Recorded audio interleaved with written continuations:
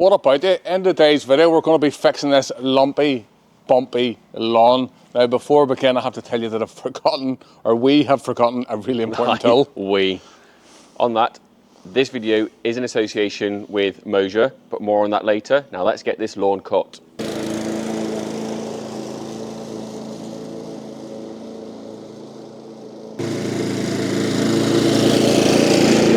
I think it's safe to say on this occasion that we've just broke the 1/3 rule.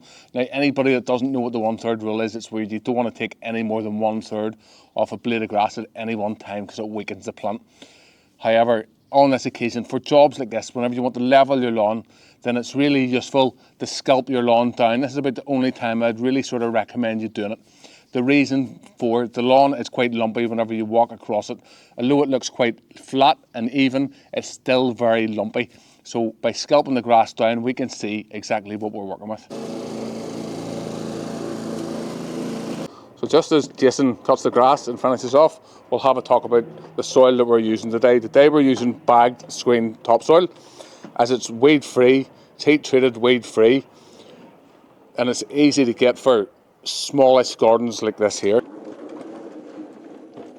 Next up, we're going to do some scarifying. This lawn is a full dolly mixture of grasses. So the reason why we want to overseed, we want to slowly introduce the grass types that we do want into the lawn. So today we're also going to be doing the leveling, but also seeding to try and introduce the grass types that we do want. We can't do anything about the grass types that are already in the lawn. They're here.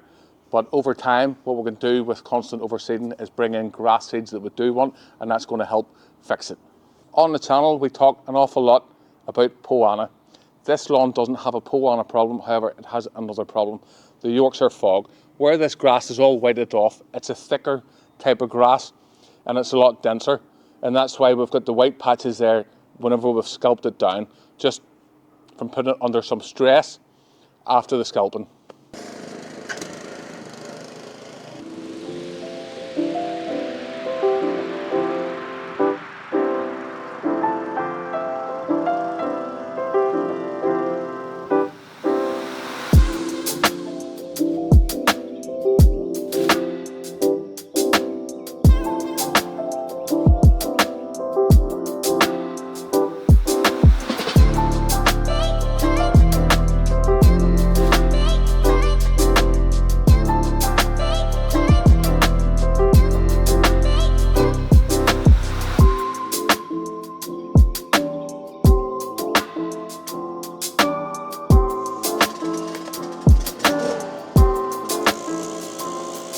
So Robbie, what's next? Next, we're going to do some overseeding. And do we do that before or after the dirt goes down? We always do it beforehand. Whenever you scarify your lawn, you're creating lines in the soil, well, you are with professional petrol tools. Yep. If you're using an electric scarifier, you might not be able to get the same effect. But with our tools, we create lines in the soil, and that gives the seed somewhere safe to grow. If we top dress the lawn afterwards, then we're going to be walking those lines down and flattening them down. We're going to lose some of that benefit. Plus, there's another real key benefit to top dressing your lawn after overseeding. All right, that's to stop birds taking your seed away. Yeah, covering your grass seed. Now, there's some occasions where you might have to put more seed down afterwards. So a job like this, when you want to know the correct amount of seed and soil you need, Moasure 2 Pro has got you covered.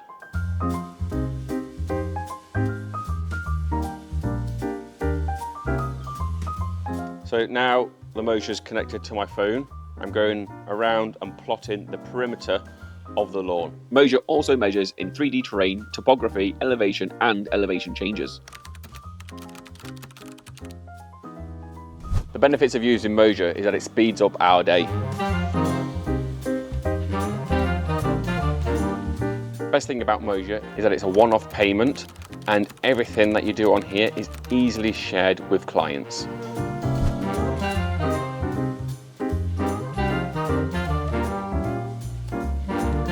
Using a measuring wheel can be tricky to measure complex layouts, and it wouldn't factor in the highs and lows on the lawn. So we used to use Google Maps for measuring lawns, but as you can see, you can't see under tree cover. That's where Moasure comes in. because you can measure the actual perimeter of the lawn, you're not guessing, and some lawns aren't even on Google.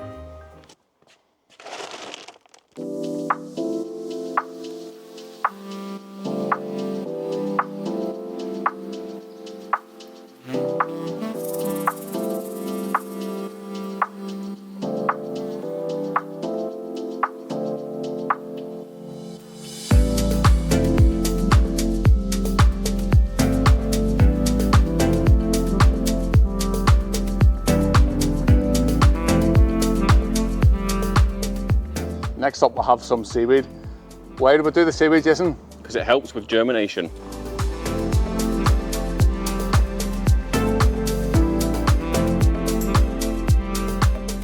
Next up, everyone's favourite thing, top dressing. Today we're using soil. For any beginners watching the show, you don't want to be using compost because compost rots down over time, so we use soil. Today, as I said earlier, we're using the bag screen topsoil as we know that it will be weed free. It's slightly more expensive doing it this way, but I always think it's better.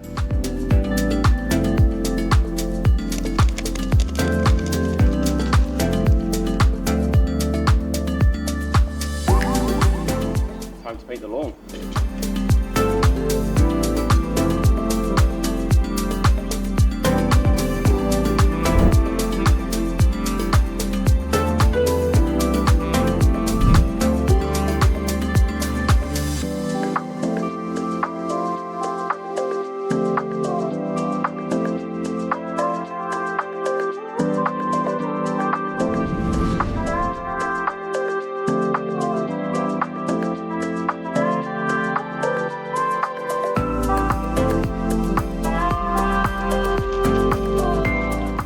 The material is a bit damper than it usually is, and it's not getting onto the lawn just as good as it usually does.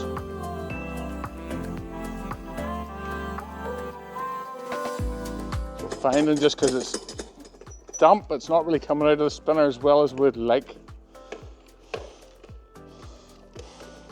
But at the start we got one pass down and the spinner was empty.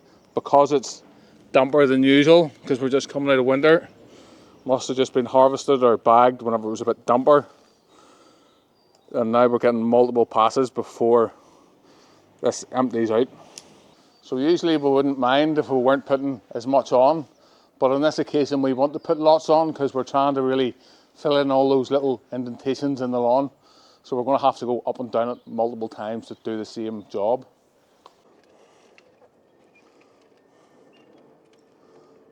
Now we have brought a couple of extra bags just in case there's any really low spots that need to be brought up.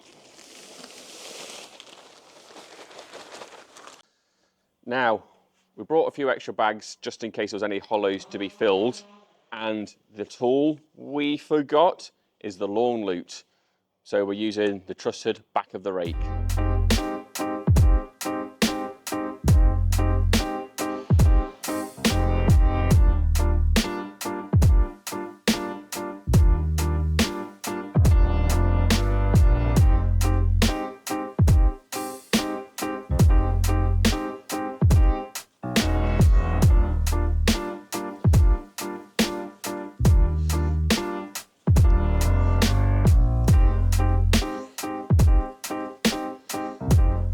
The lawn lute is perfect for this job, but as a good substitute, this rake has a nice long straight edge that we can use to level out the soil.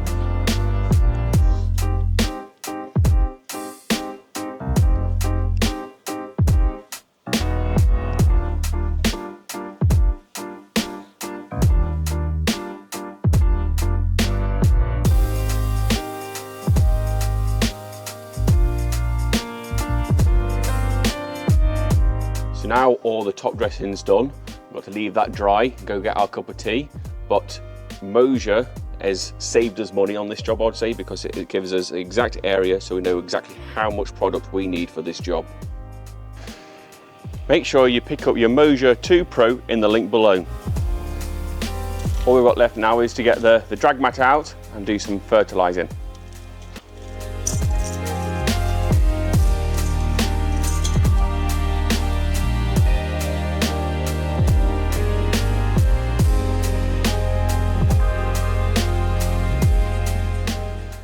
The reason we use a drag mat is it creates good seed-to-soil contact for good germination.